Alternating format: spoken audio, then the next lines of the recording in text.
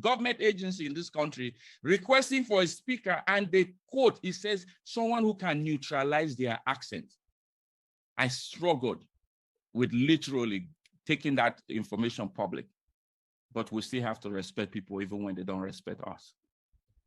In my opening of this George Floyd lecture, I would like to address why Black lives matter. Two other things I will address as we go on: white supremacy and national transformation. Why Black lives matter. One of the saddest truths in this nation and in the Western world is the extraordinary effort that Canada, United States, and Western countries like United Kingdom, like France, like Holland, like Spain, and all of them go to hide the atrocities of the past, specifically the slavery and the genocide against the people of African descent, and of course, our dear fellow brothers and sisters, the indigenous people.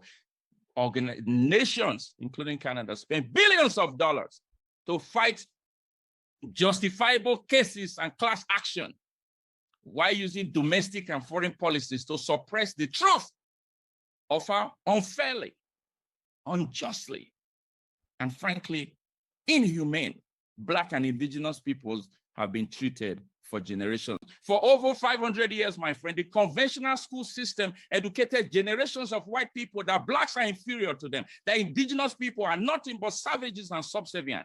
The predominant narrative then, and even now, was that Black originated from apes. They have no soul. We are always mischievous, unable to communicate like I'm communicating right now, lack intelligence like I'm displaying right now, and are good for nothing but the lowest paying, not prestigious, subservient roles in obscure places.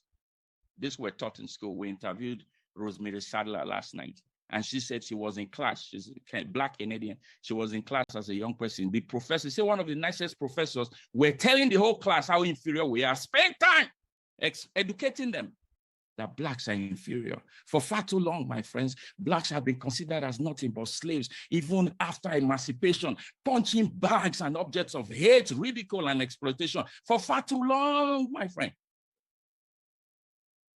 We have and continue to be denied equitable justice, considered guilty even when proven otherwise. We've been raped, violated without recourse, and denied respect, cordiality, dignity, and even basic human rights that are accorded to dogs and cats.